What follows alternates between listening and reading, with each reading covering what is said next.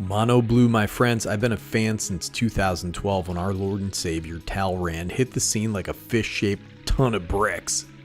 But guess what, buddy? There's a new fish in town, and he's a Bloomburrow special. Pretty powerful, fun build around. They're getting real creative with the names, too. This is Eluge, which is deluge without the D, brother. That's what she said. And guess what? Nikki G's here to tell you all about it. Don't worry, my sweetlings. If you enjoy this channel, why not subscribe? You know, what are you doing with your life? Join the Discord, become a patron if you want to. Anything helps, even a like, dude. Listen, I'm the only YouTuber sticking it to big cardboard out here. That's why I need to stay independent. Thanks to all those patrons. You know, I just got a new one too, a real piece of iron named Ziri, dude. This guy's raw iron, brother. Let's add his name to the wall of pride. Inscribe his countenance on the infernal engines. Thanks for the support, dudes. Eluge, the Shoreless Sea. This guy's 1 blue. That's 4 mana for a legendary creature, elemental fish. It's a star. This guy's power and toughness are each equal to the number of islands you control. Whenever this guy enters the battlefield or attacks, put a flood counter on target land. It's an island in addition to its other types for as long as it has a flood counter on it. The first instant or sorcery spell you cast each turn costs blue or 1 generic mana, less to cast for each land you control with a flood counter on it. Okay, so right off the rip here, the power is the ability to cut costs on blue mana. Say you get 2 flood counters out there, right?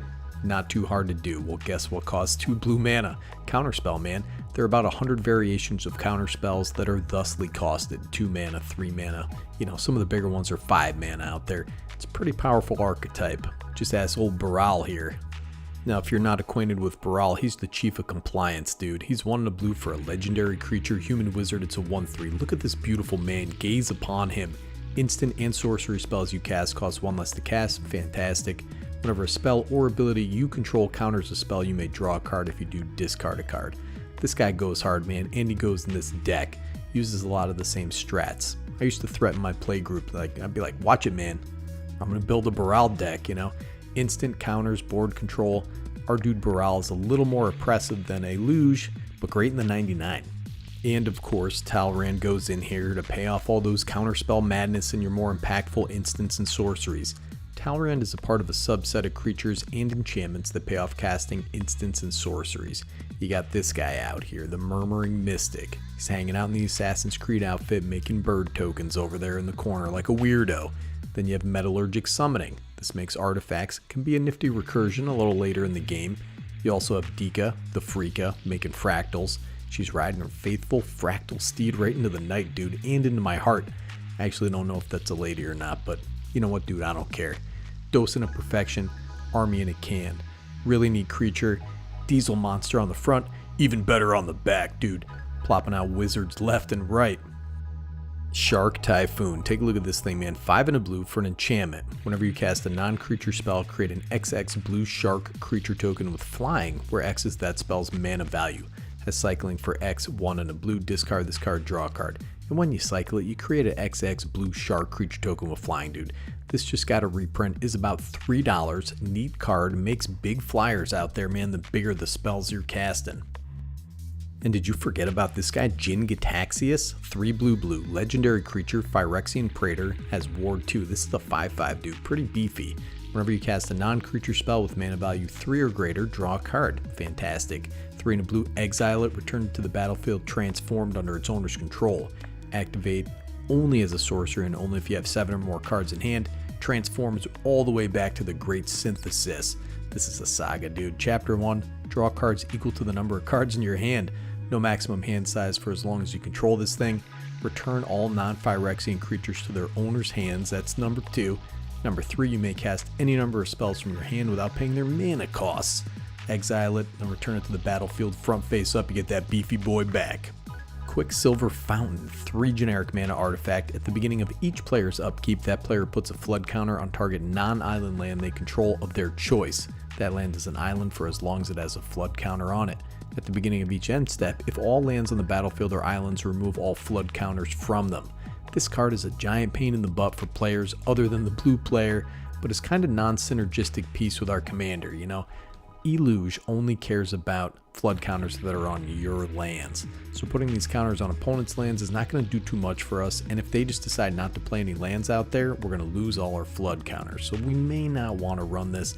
depending on how smart your play group is. You know, you do have some island walk creatures out there, but they aren't super impactful for the most part either.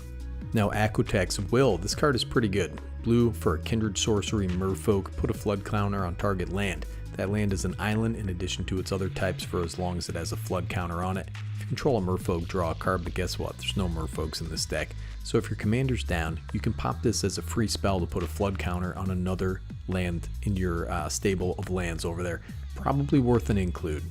Look at these guys looking emo in the rain out here. The Flood of Mars. 2 blue creature, alien zombie horror. It's a 3/3 with island walk. Water always wins, dude. Whenever this Flood of Mars attacks, put a flood counter on another target creature or land. If it's a creature, it becomes a copy of the Flood of Mars. If it's a land, it becomes an island in addition to its other types. You can pop this down on your own lands on attack, dude. Not sure if this is good or not, but these guys look like a German industrial metal band if I've ever seen an album cover, brother.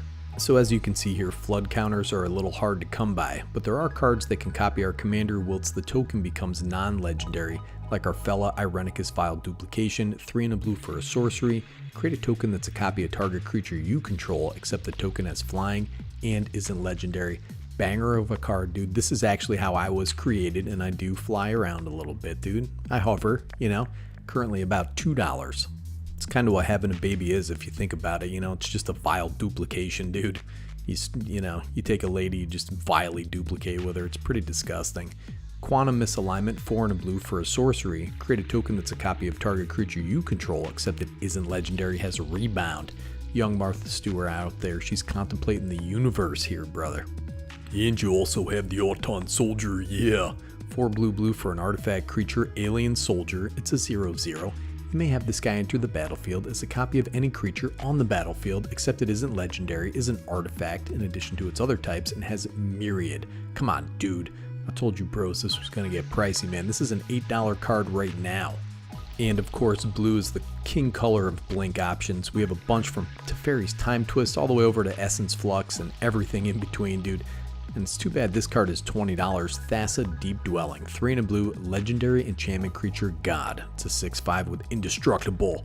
As long as your devotion to blue is less than 5, Thassa is not a creature, brother.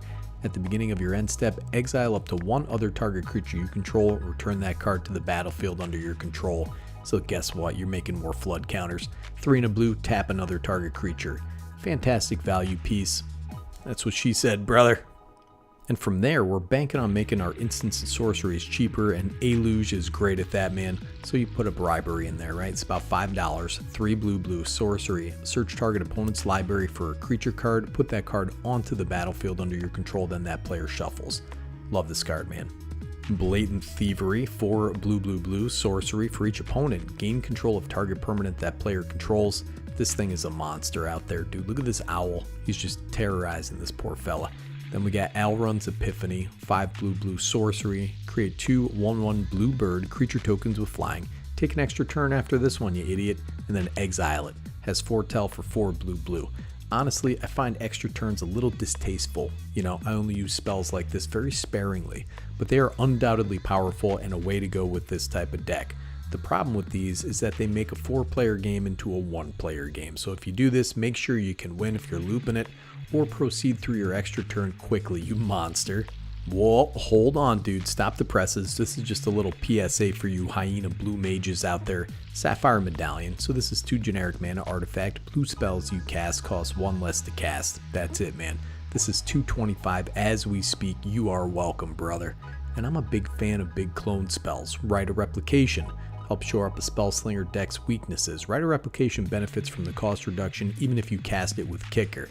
But have you ever seen this card? The Elminster's Simulacrum. This is 4 blue instant. For each opponent, you create a token that's a copy of up to 1 target creature that player controls. Get 3 of the best creatures out there, man. This card is criminally underrated at 29 cents.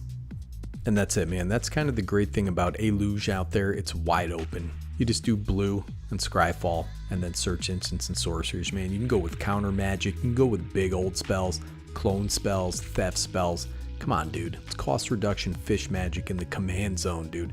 Neat card in the 99 to some of these sweet mono blue decks as well. You gotta try it out. Alright? I love you guys. Sorry I'm losing my voice today.